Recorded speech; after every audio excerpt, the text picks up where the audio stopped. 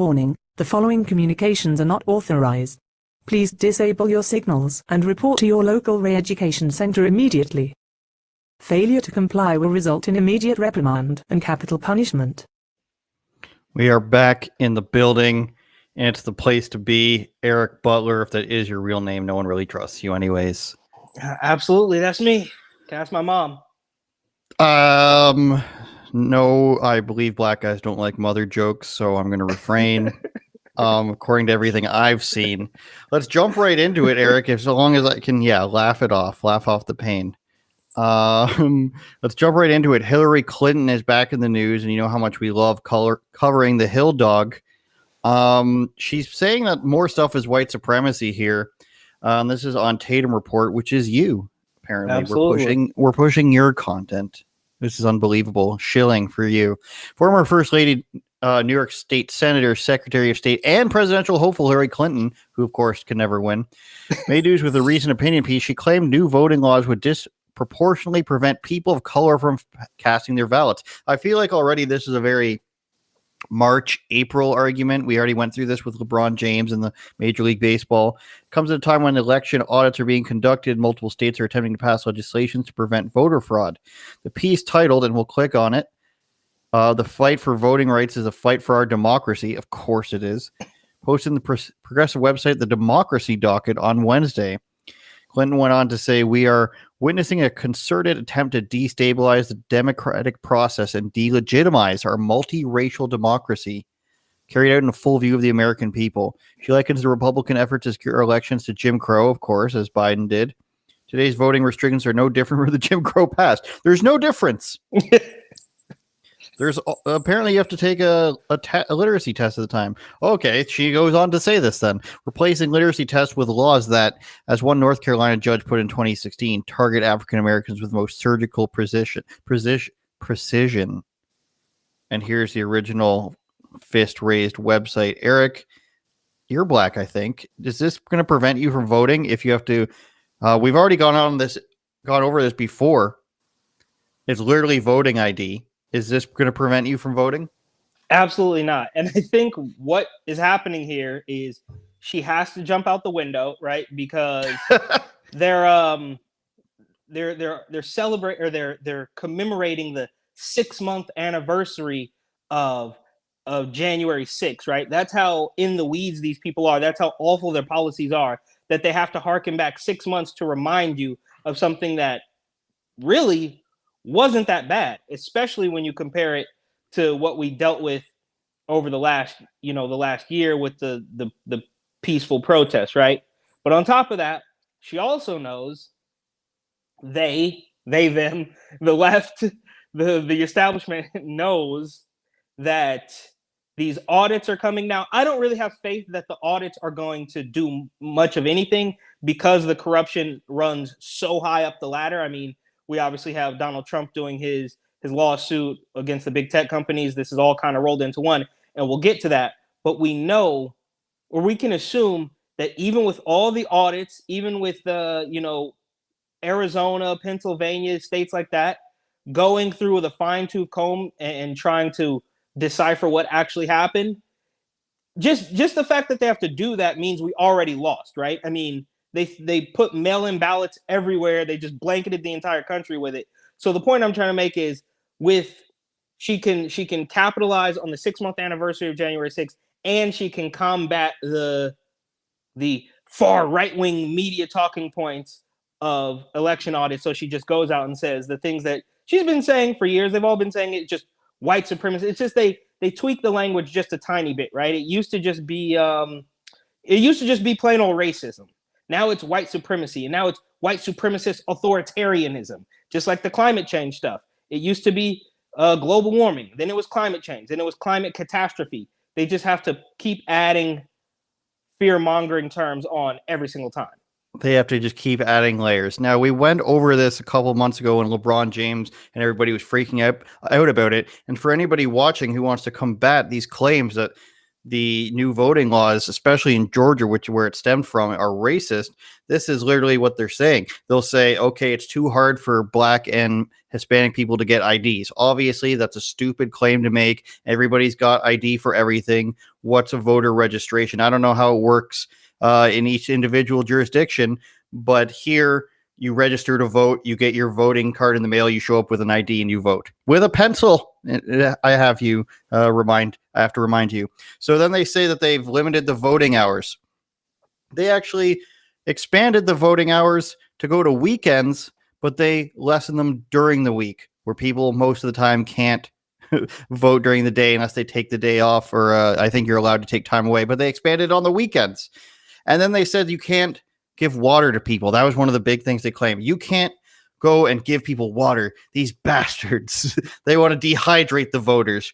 What they mean is you can't go up and hand people things when they're standing in line voting if you work for a political party or you work for the voting center. You can't ask them who they're voting for. You can't give them information about any of the candidates. You can't do any of that. So to say that they can't bring them water is to actually say that they can't come and speak to them, whereas other people are going to be there handing out water and crap like that. So it's all just, they play the greasiest little games, and it's no wonder people get so, caught up in everything, is because when you just blatantly lie or go as close to lying as you can without actually telling a full lie, it's just to rile people up. This is a racist thing. It's Jim Crow, which of course nobody ever compared anything to until the last 3 years. Yeah. Because it's literal.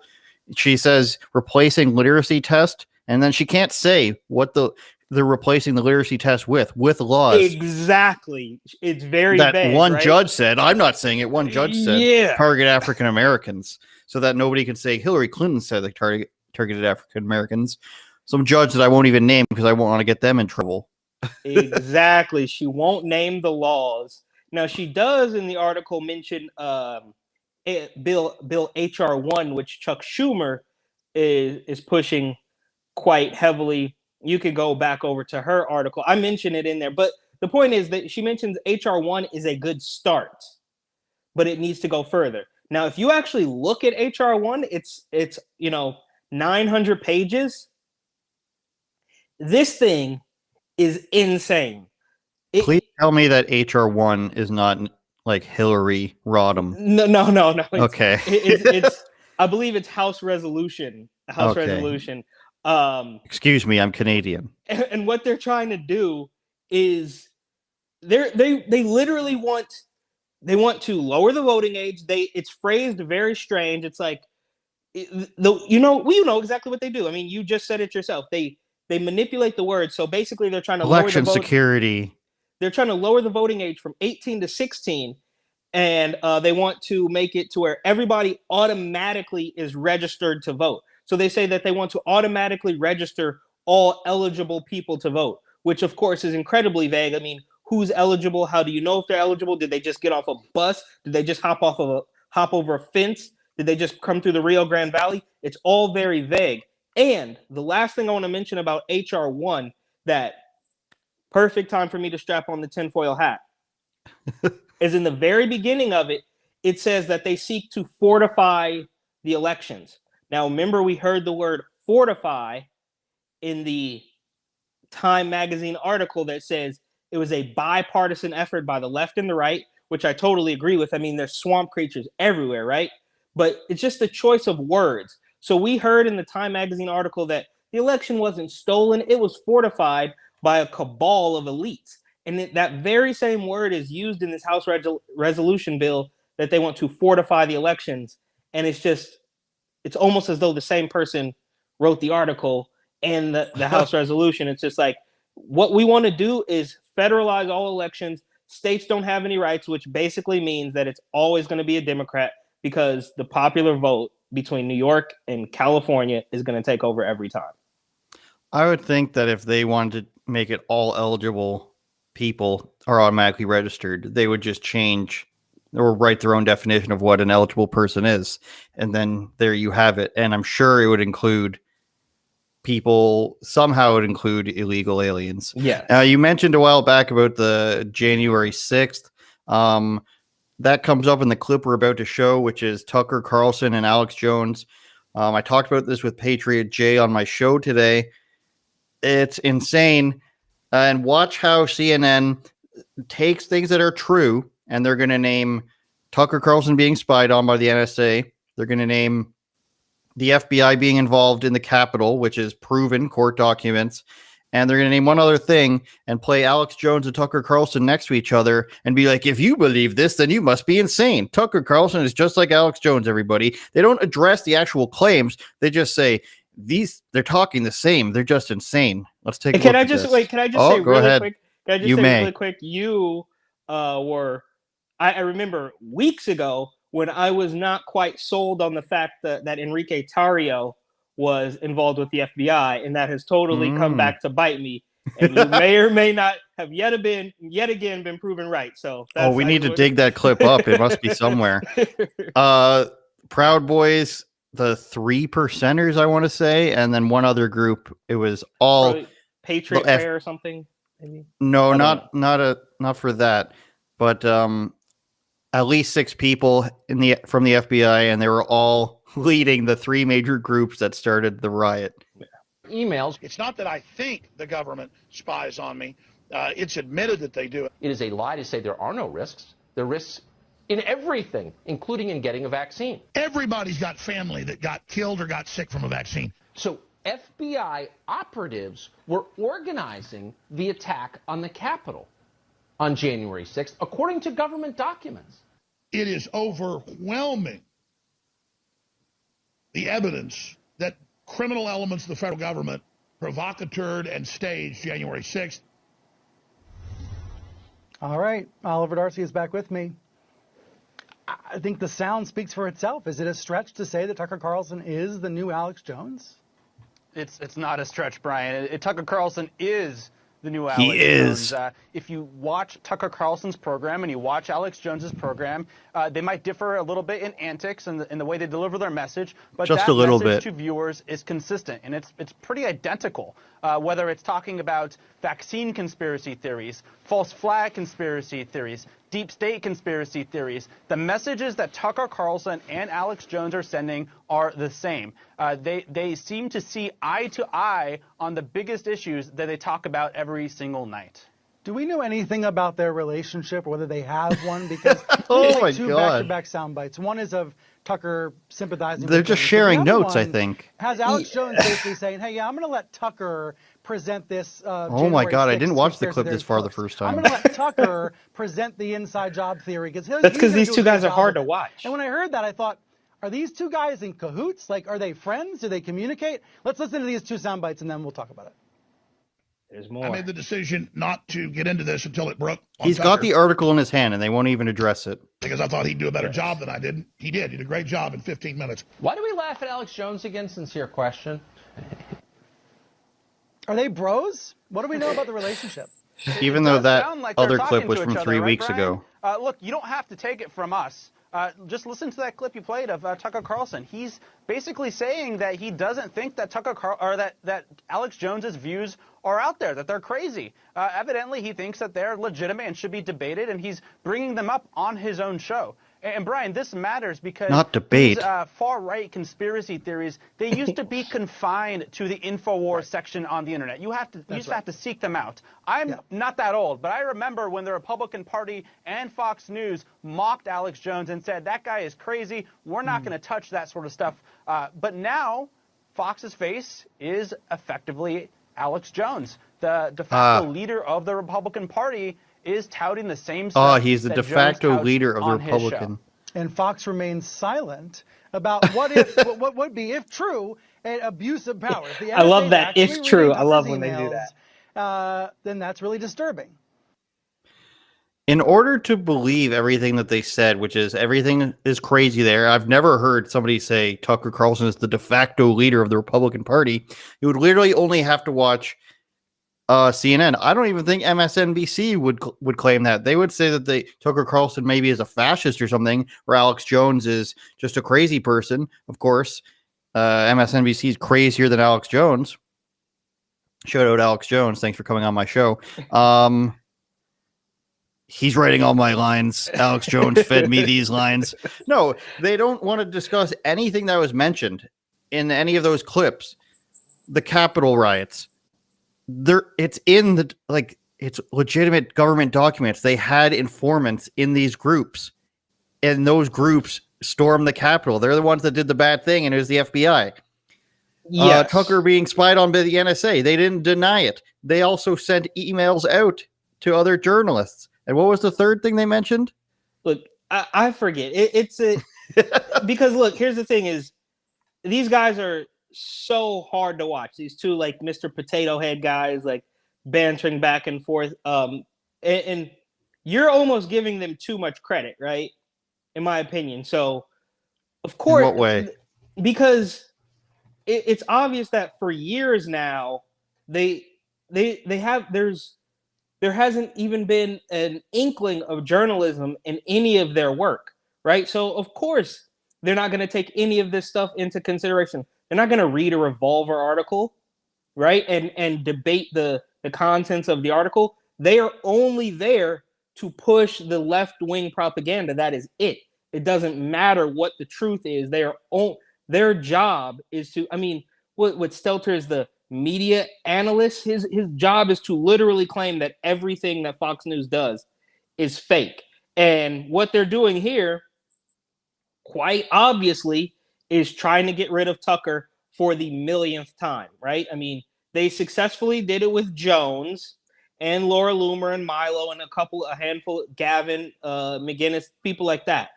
But what they're doing here with this video, obviously, by trying to say that Tucker Carlson and Alex Jones are identical, is get rid of him, right? What else is their point there? He went on there and said that they're literally the same, which is to say Tucker Carlson should not be allowed to speak, just like Alex Jones. They're also saying that if Tucker Carlson's the de facto leader of the Republican Party, that would mean that Alex Jones's ideas are exactly the same as the Republican Party, and therefore the Republican Party's as insane as Alex Jones.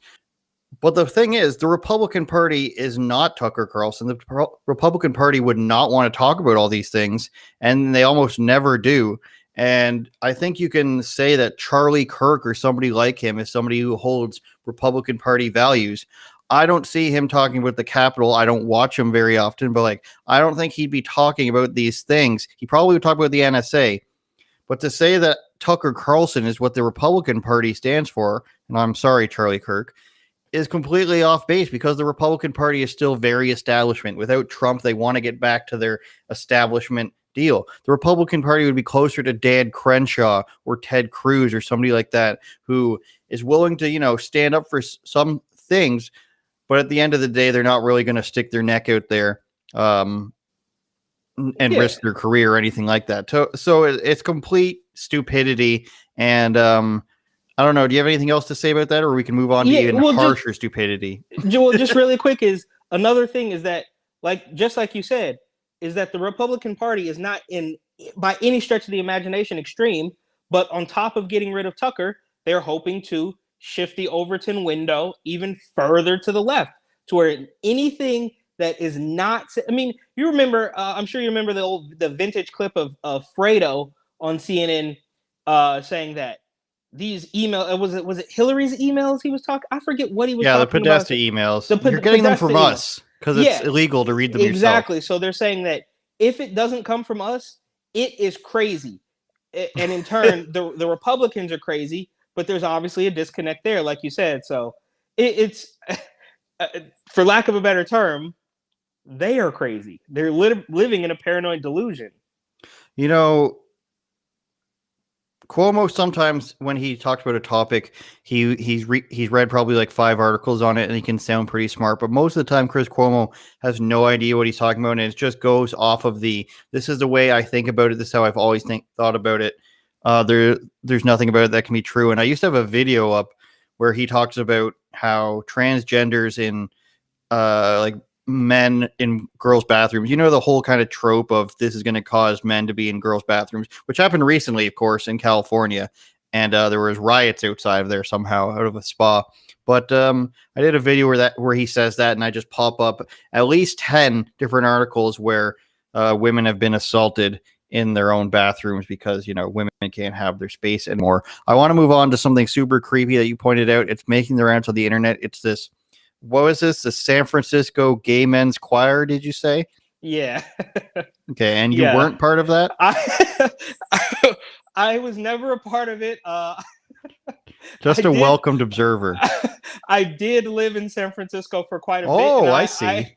I am actually I've seen these guys out in public, many years ago. Oh, now you have seen them. Okay, interesting. But no, unfortunately, I was not a part of this organization. No. Unfortunately, okay. We're coming for them. We're coming for your children. We're coming for them. We're coming for your children. This isn't sick at all.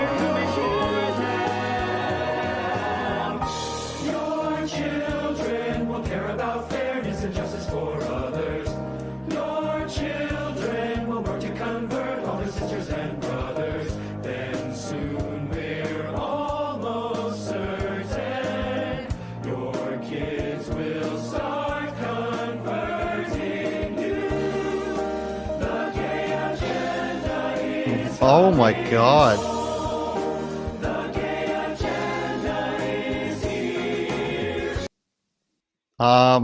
Oh, sorry. What? So I think the first half I was like, okay, I can see what the argument that they would make would be. We're using Comfort Your Children as a way to get you to listen to us, and then we're going to say, oh, we're coming to make them understanding and accepting to people. But then they literally just say we're going to convert them and get them to convert other people. Now, if I'm going way out in left field and I'm talking the Green Monster in Boston and trying to defend them, I would say they mean we're coming to convert them into people who are understanding, of course. But when you say convert people, if they were to say see a religious person say convert you, would be convert them to your religion, not convert them to the understanding of Jesus or something. So I think I'll go ahead and say I'll get my Bryson gray hat on, say this is sick. Nobody should be promoting this. Nobody should be laughing about this. You've got what looked like at least 50 men there saying that they want to convert your children to being gay, which is not tolerant and not accepting. If you're converting somebody to a different sexuality, then that means you're not respecting what they are. And then you're going to get them to convert other people. Disgusting ? Exclamation point.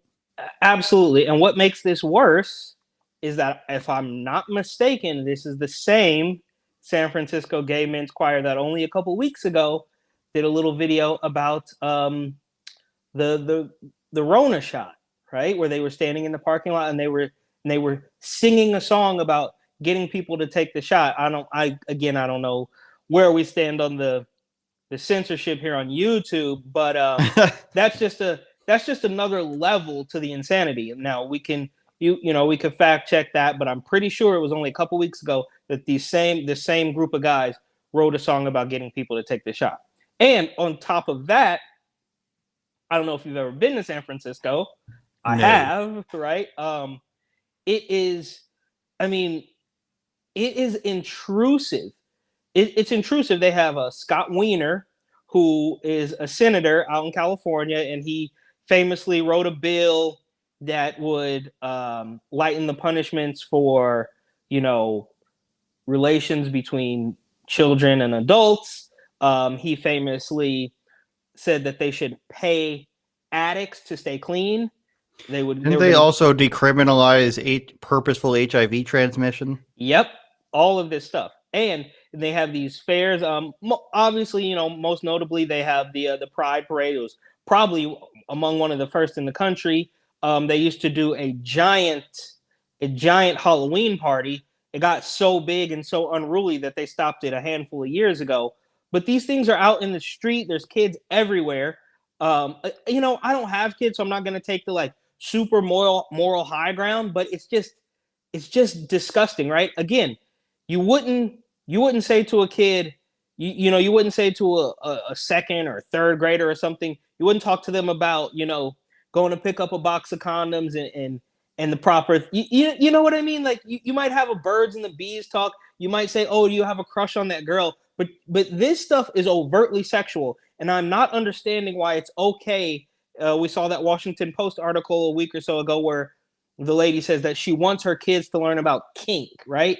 So why is it okay when it's gay, but it's not okay if it's straight? Same thing with the transgender stuff, right?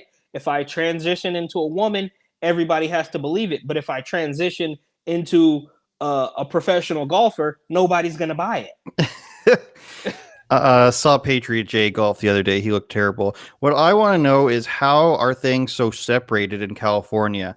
And I'm looking up an article here of what the percentage of LGBT/T, I don't think it should be included, FYI, is in San Francisco, 6.2%. Now, people will tell you that it's like 10% across the whole country, but 6.2% is the highest in the country, it sounds like, followed by Portland, Vancouver, Washington, and Oregon, of course, New Orleans, 5%. So it's probably about like 3% nationally. I don't know. National average, 3.6. I'm a friggin' genius. So what I want to know, like San Francisco and Oakland. Now, Oakland is Oakland not one of like the roughest areas in the country? I know it was at one point. I don't know if it is today. I mean, you got Chicago and but my Detroit point and is, stuff like how that. are these areas so like separated? If San Francisco is included with Oakland, how do you just have a severe homeless problem in San Francisco and it's got the highest gay population in the country, but then just down the street, it's just all gangs and everything? How does none of this actually mesh? Or is there some like extreme crossover that I'm missing? Well, there is loads of homeless in Oakland. So don't be fooled by that. There is loads of homeless people in Oakland.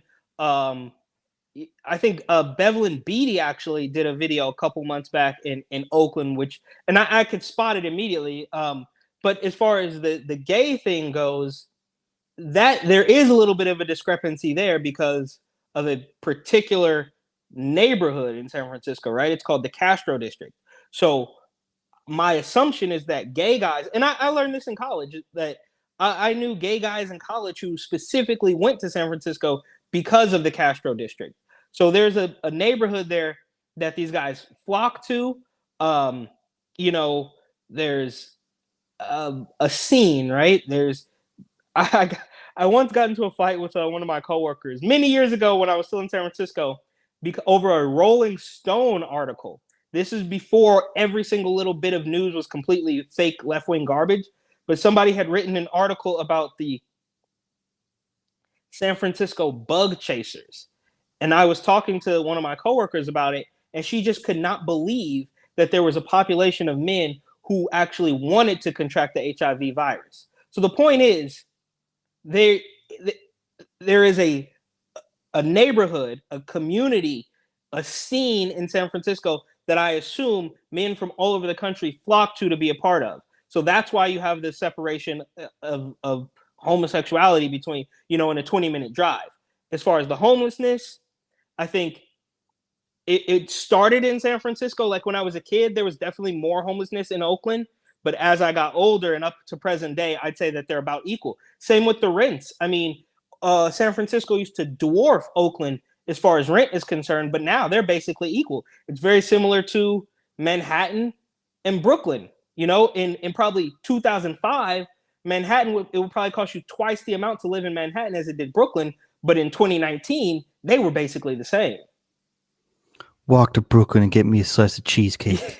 Yeah, that was awesome. And if you know the lay of the land, that was a long walk. Not only did they pass another a chain of the same chain, they passed it, right? So they would have walked 2 hours to get to the nearest Juniors, but Diddy wanted Juniors from Brooklyn, so they had to walk 5 hours clear across, like from Harlem to Times Square is already too long, right, to walk. We're talking about Making the Band 2, which was a show where Diddy, Puff Daddy got people to just compete to be in a rap group, and he made them do ridiculous challenges. And all things considered, walking for a day while you're on TV, and there's a minimum amount of money you have to be paid to be on TV, even if it sucks, it's still better than nothing compared to other things. called scale, I believe. That's only if you're in the union, actually. But in order to show a person's face on TV, you have to pay them a minimum amount. But just walking for a day, I mean, it's not that big of a deal. They could have left earlier in the day, but Diddy was displeased with them. And as a 6 degrees of separation, there is an episode where Juvenile's in it. Oh. And now I should download that video now. Juvenile has rejuvenated, you might even say, the song Back That Ass Up to be vaccine propaganda. So I'm going to download that while we get to this next article, which is more San Francisco stuff. The Neiman Marcus there. And I believe this is a retail store. And correct me if I'm wrong, because my American retail is low. It's pretty low. It's about as low as you can get. But they came out a lot in favor of like Black Lives Matter and stuff. And they've made a big deal about it, but they were targeted with a bunch of people, and we'll read this for you a bit. The latest smash and grab targeted a high-end retail store in San Francisco's Union Square has locals calling for action from authorities. Good luck with that.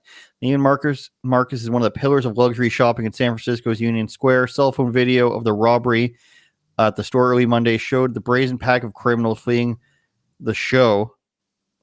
Should probably be store with armfuls of expensive merchandise. Let's call them out. They made a spelling mistake. San Francisco Bay Area CBS 5. Come on now. So I don't know how well we can see that. So that's the aftermath.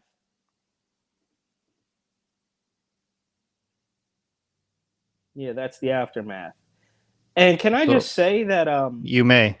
This has been happening. I know that store. I used to work in that area. I have a buddy who still works down there. This has actually been happening for quite some time.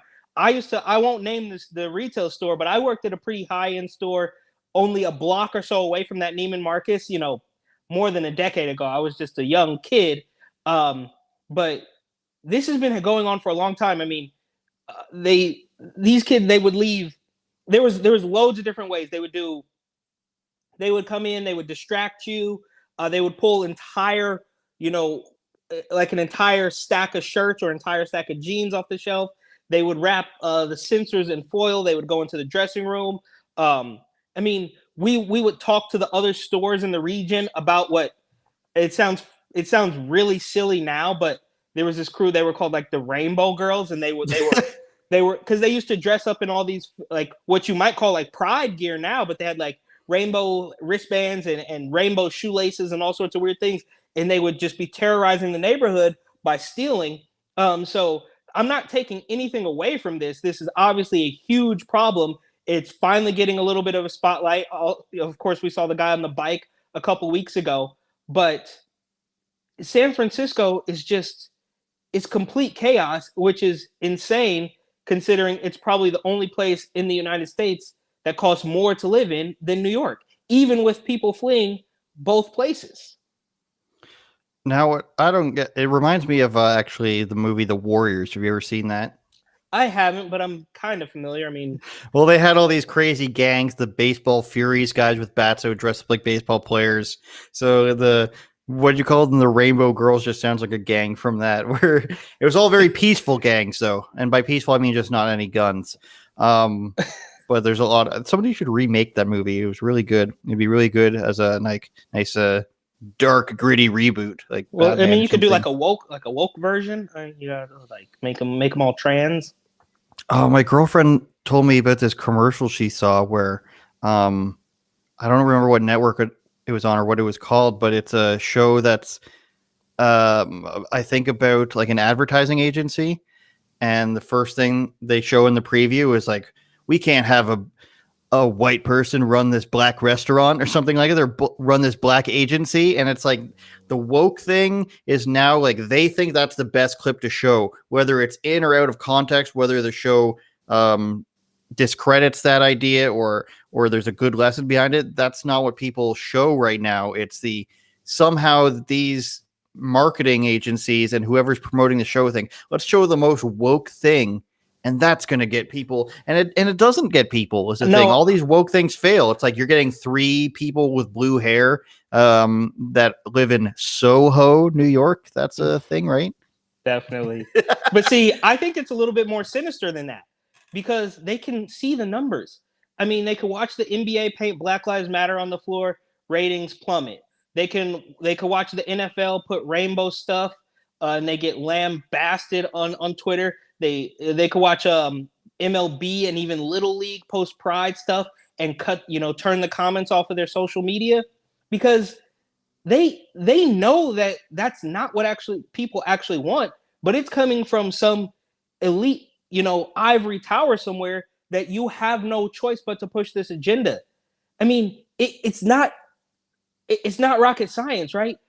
NBA painted Black Lives Matter on the court. Ratings plummet. I don't have the exact numbers, but I can say, look, I grew up a basketball fan. I used to watch it all the time. The Warriors were good, and I'm from that portion of the country. But now I think the NBA Finals are on right now, and I could not care less. Mm-hmm. So I think that there's something a little bit more sinister. I think that somebody somewhere, whether it's a politician or a George Soros type of figure that is pushing this down the corporation's throat and forcing them to put it on us. Because if you look at the numbers, it just doesn't work.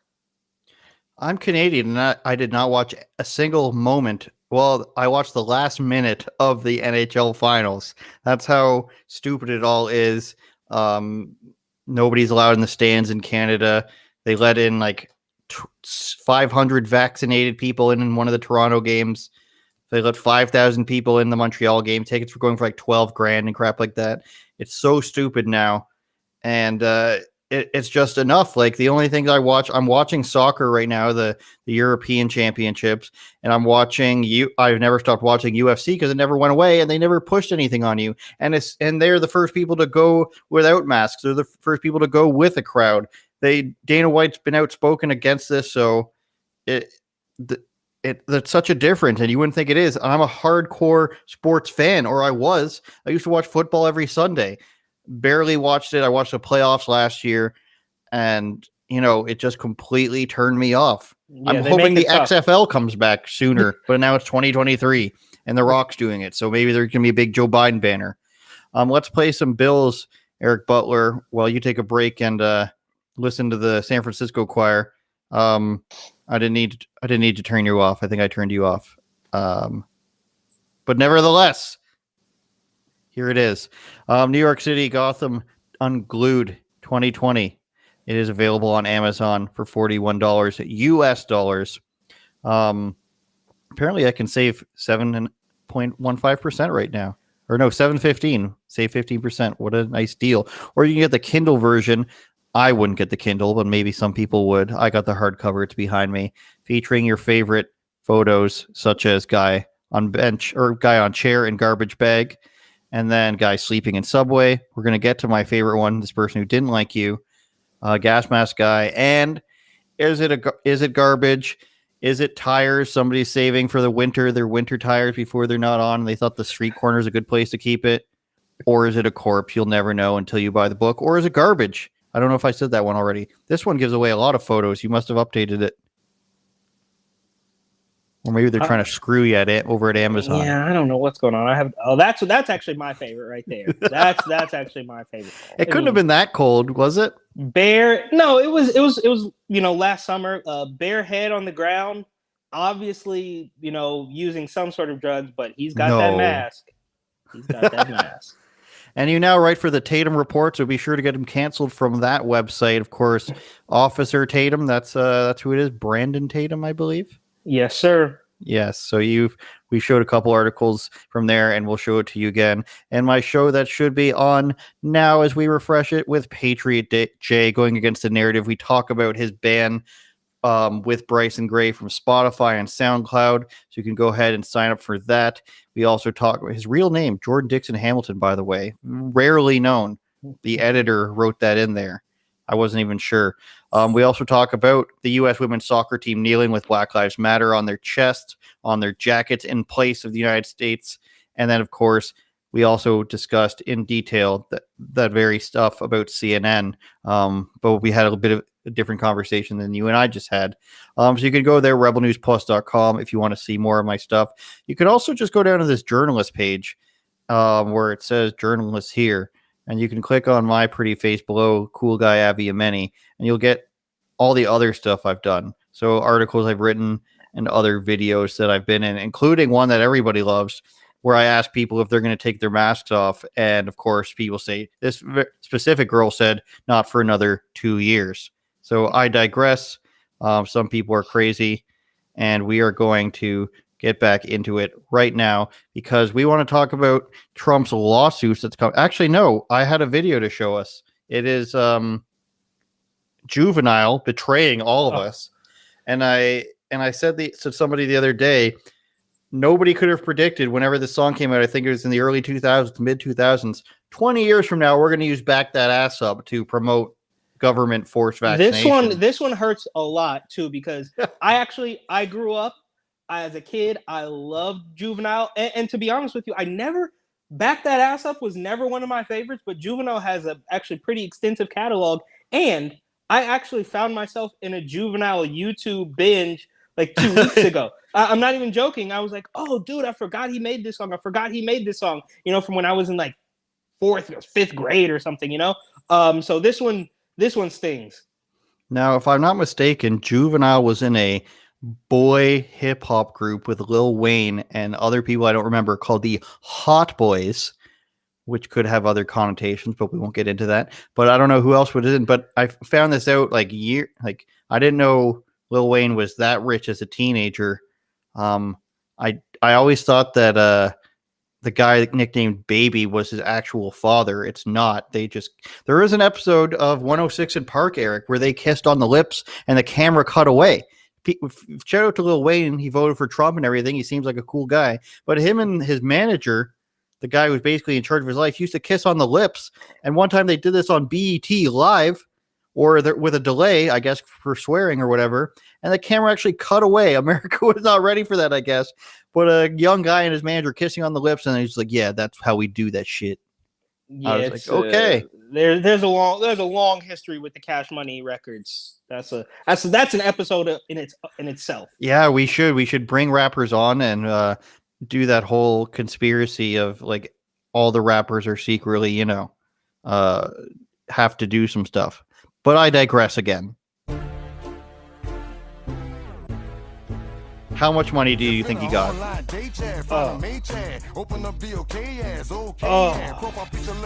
He's got to be 50, doesn't he? Yeah, I think just about early 50s.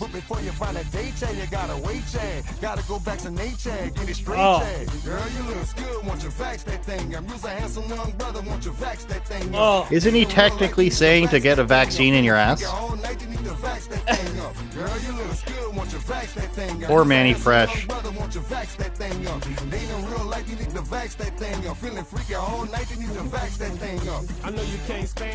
Oh, I didn't know he was in this. Like as a verse.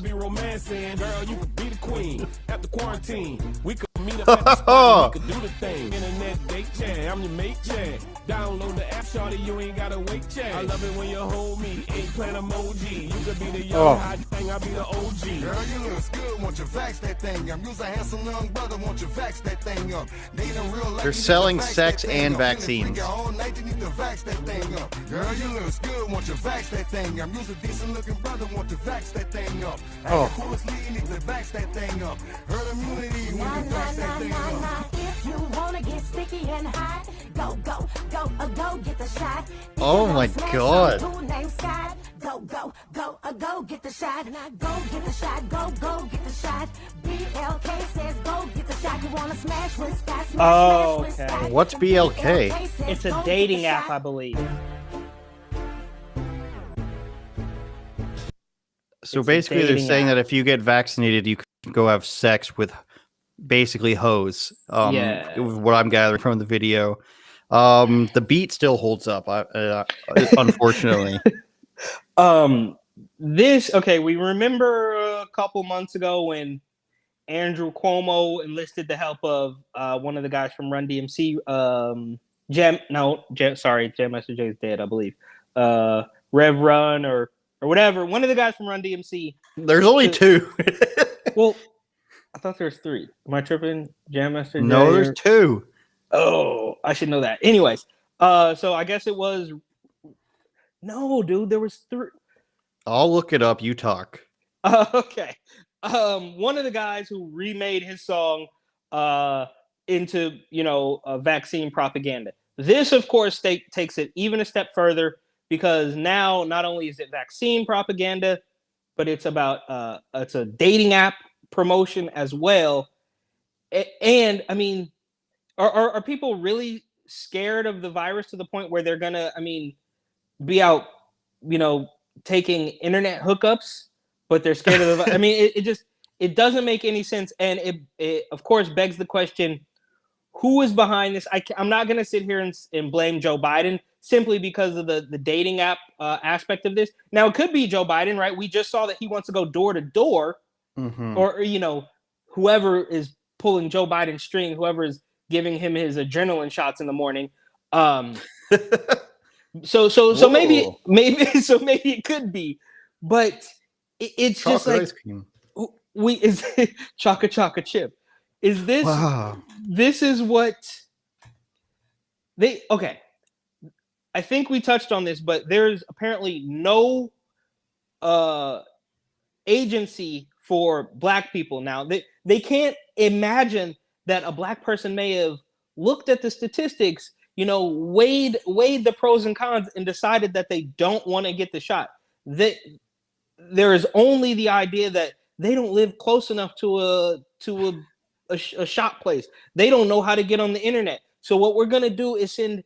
I mean, the kids. They'll listen to Juvenile. The kids. Exactly, and it's the same thing with Run DMC. It's so out of touch. It's like is the same crowd that you're trying to target the Migos Cardi B crowd that you're trying to target, or is it somebody who's 30 years old who listens to you know what I mean? Like it's just so diluted and so desperate. I mean, we saw the cheeseburgers, we saw the lotto tickets.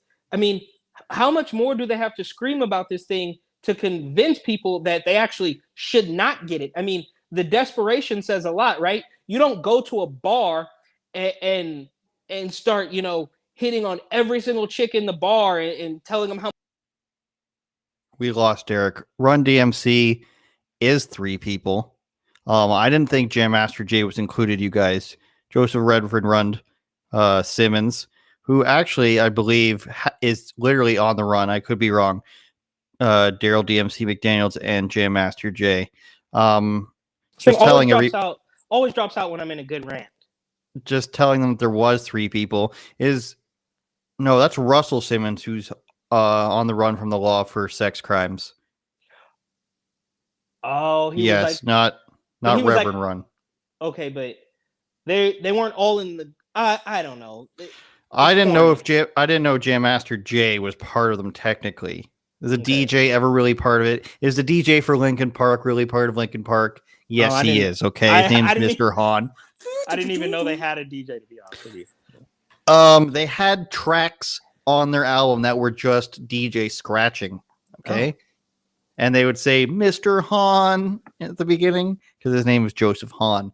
Anyways, if we want to get to this Trump lawsuit that I think somebody in this live stream wrote, again, he's shilling for us because he writes for a big website now. Cool guy. Donald Trump, who's former president, by the way. It's no rebel news, that's for sure.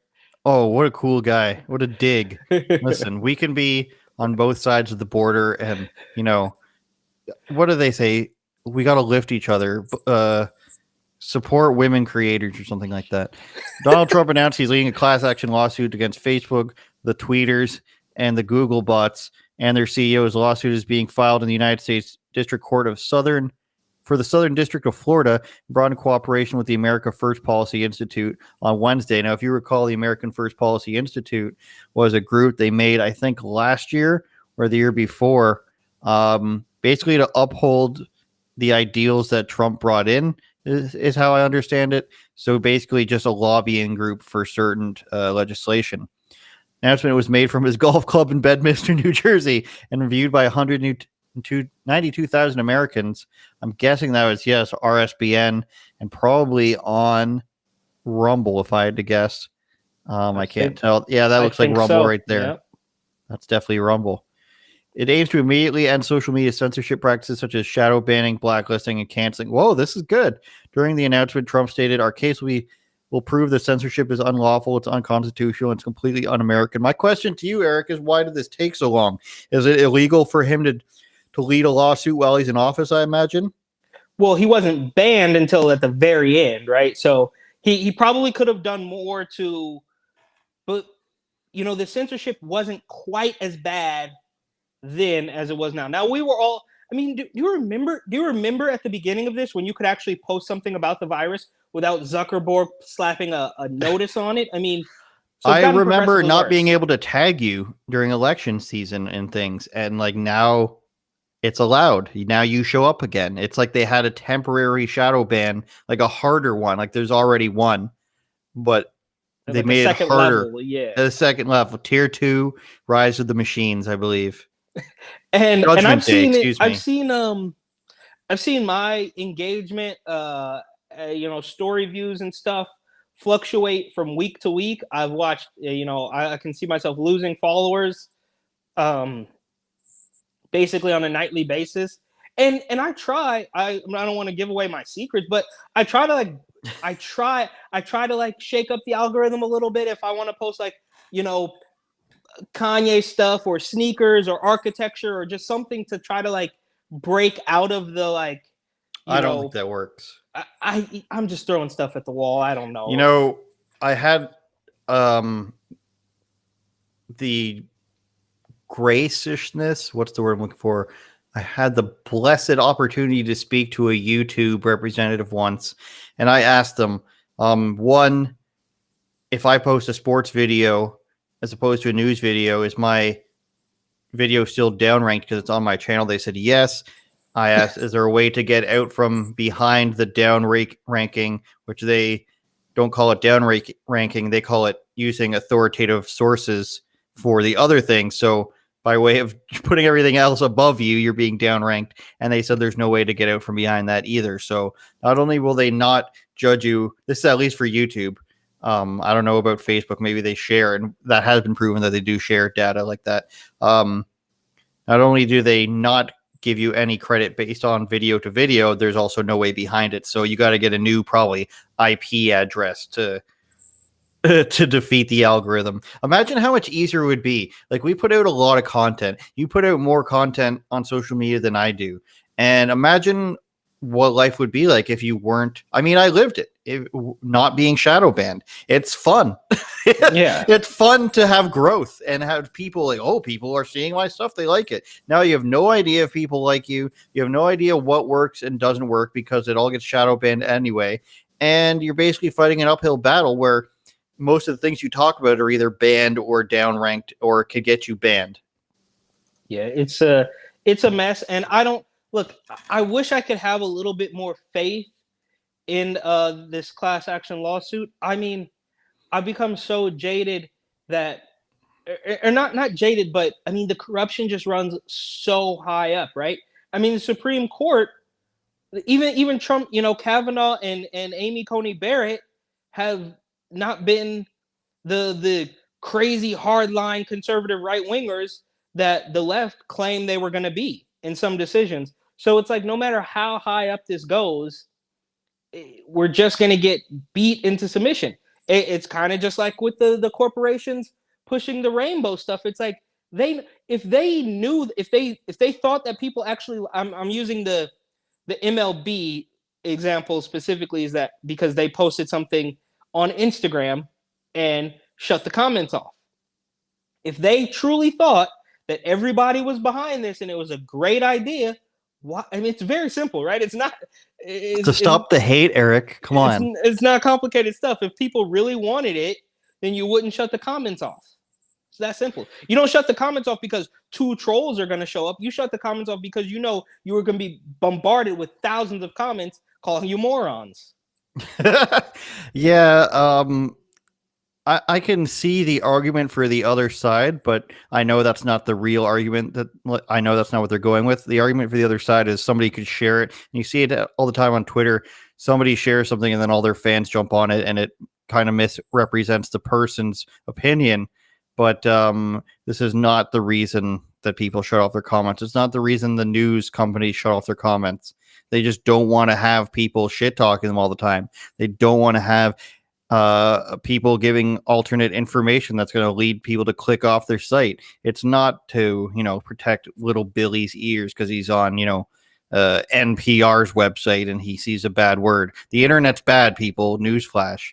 Could The you last thing- imagine, Mhm. just really quick, could you imagine if the Biden White House YouTube allowed comments, what it would be like? I mean, look at the ratio those of shut likes to off? Yeah, oh yeah, every single one. I mean, you see I haven't looked at it in a couple days, but you would have 5,000 dislikes to 700 Yeah. likes. I mean, what would that comment section really look? It would actually be hilarious. But Well, YouTube's already notoriously right wing. It's all men aged 29 to 45, for example, in that sphere. Like, fans of the political YouTube channels are pretty much 90% men.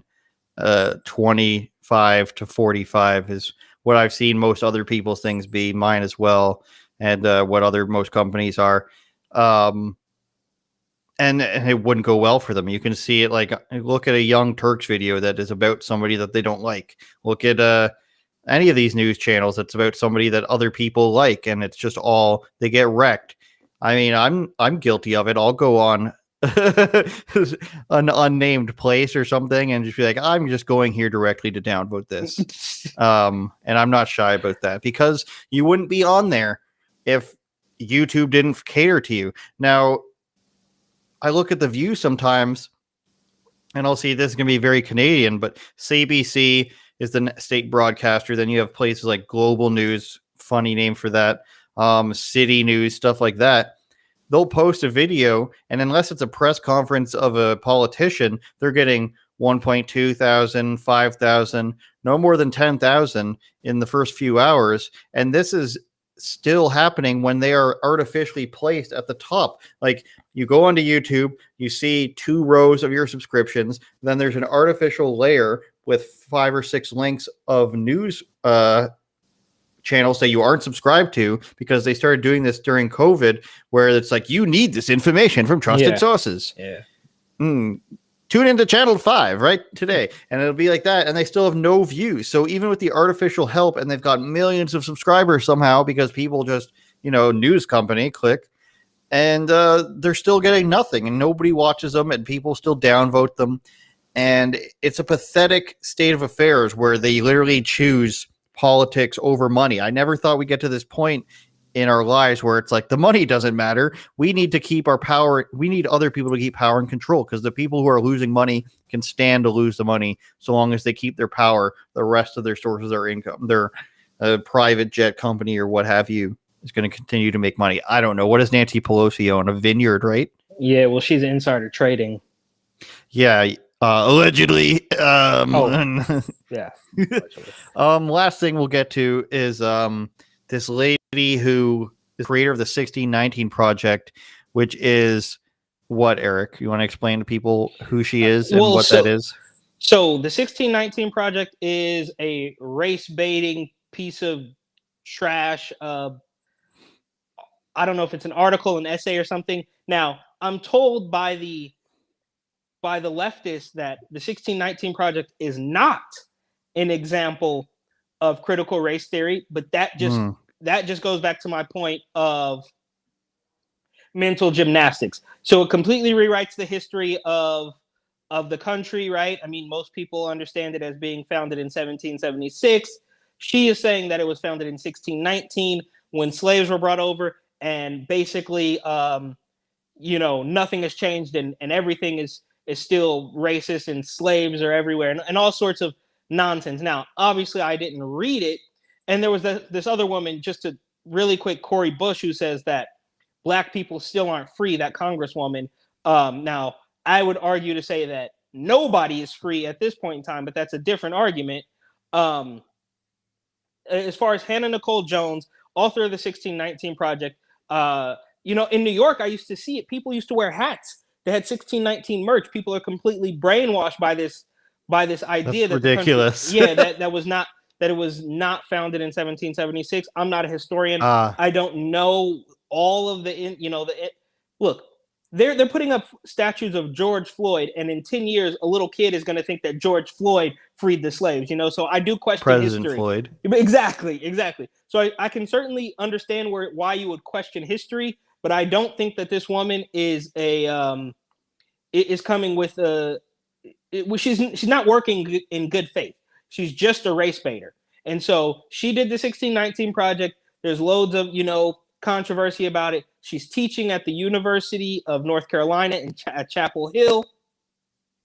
They offer her a position, and she initially takes the position, but then she finds out that she's the first Black person and the first person to not be offered tenure with the position. So she decides she's not going to take the position unless they give her tenure. All of the mainstream news media claims that UNC is racist. They won't give this woman tenure. Now, I'd venture to say I would not hire a college professor with bright red hair, but that's just me. So the board of trustees finally offers her this tenure, and she decides that she doesn't want it anymore because it took too long, and it's still racist. It's still racist, the fact that they had to do it. UNC offers her tenure and will be the inaugural Knight Chair in Race and Reporting. So they wanted to give her tenure for the category of race and reporting. Yeah, it's very. I think that's the new position she took, but they're very similar. Oh, okay. They're very similar. Oh, yeah, she declined the UNC offer, and she's going to instead take the inaugural Knight Chair in Race and Reporting. So Howard University made up a position for her. Exactly. Is what that, if it's the inaugural, they're just like, wait a minute, we can get good publicity from this. Let's make up a thing called the race and fucking whatever it was. Now, that's disturbing. Why is this? It's so silly, though, because she went to UNC. But she wants to push her weirdo race baiting on people, but now she's just going to go to a historically Black college and preach to the choir. So, it is a HBU, as they say. HBCU, historically Black colleges and universities. I don't know, but Trump gave them way more money than Obama did. That's a fact. That's one of the great talking points from when Trump was around, and it's true. He doubled their money. And who was I watching Nuance Bro the other day, your favorite guy, Prince Ababa, whatever he used to go by, because he's already rich. I'm sorry, Nuance Bro, for outing you, but he's a rich guy. He used to always flaunt his money by flying private and being like, hey guys. But anyways, I don't have anything really against him. Yeah, he used to post a lot about taking private jets everywhere and saying it was the best way to travel. But I just didn't like that he was always wearing sunglasses in his video, and he was like he was condescending. That's why I didn't like him. But I truly have nothing against him. But in his last video, he's going to the latest Trump rally that's happening, and he asked the guy, big fat Southern guy with an accent, asks him what policies, because he always says, "What policy do you like?" Because he wants to, and it's a fair question to see if people actually are taking in the politics for the right reasons. And the guy says, "Oh, I like what Trump did with the historically Black colleges and universities." And he's like, "Oh, you liked his funding of that? Like, you, a big fat Southern white guy, liked that?" And he's like, "Yeah, I used to live near one. My family, there's a lot of history in my family with the war and with the specific university. So I liked that he increase the funding to the university that was close to me." And I just thought that was so sad that, like, it's still, at some point you have to evolve in your expectation of people, even if you are going to find a bunch of, dumb people at one of these rallies on either side. It was sad to watch that he really just, like, you, a white man, didn't like, you were impressed by Trump giving Black people money. And it was, I don't know, I've soured on him since his Iran. I think he defended Iran too much, and this is turning into way more talking about him than I want. I don't even dislike the guy, but it just was a sad state of what happens when you don't really evolve with the rhetoric. And I'm sure that he would say that a lot of those people didn't evolve either, but here he was, just having this expectation of this person basically being an idiot. and scene. Yeah. Cut that one. Well, I think I was thinking, like, with your story here, I was thinking maybe I should go ahead and, because I used to subscribe to him, I don't know, a couple of years back. I think he was doing clips out in San Francisco carrying around a water jug. And something happened. I don't even know exactly what it was, but I unsubscribed, and I was thinking that, okay, maybe I should give him another chance. But your story there makes me feel like probably not. It's just stale. And to not be so negative, you look at a guy like Elad from New York, and he's basically become one of the best journalists there are. He's the one going up to New York mayoral candidates and asking them questions to their face. And when their handler tries to be like, you can't say that, he's just like, get out of here, basically, and walks around them. That's somebody who's completely evolved. Fleck is talking to Trump. Slightly Offensive has his show with like 15 different people. He's on Blaze. All these other people, including myself, everybody evolved, and it seems like to me that he already had the money, didn't really care, and he was actually out for it to just be like, hey, look how stupid these people are, which can be a part of it. But at the end of the day, when we're 5 years in now, like, is that what we're still doing, bro?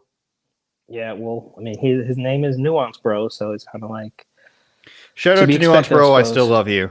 He's still one of the OGs, which is why he's got like 150,000 followers. Yeah, Final words. No shade to Nuance Bro. I grew sick of his work quite some time ago, so par for the course. Yeah, as far as my final words, obviously you have to go buy the book, check out Tatum Report, and there we go. Every time. Check out the Tatum Report, and I don't know. We'll see you guys next week. Maybe we'll have another guest back on. Semper Fi. Semper Fudge, as they said to Homer Simpson.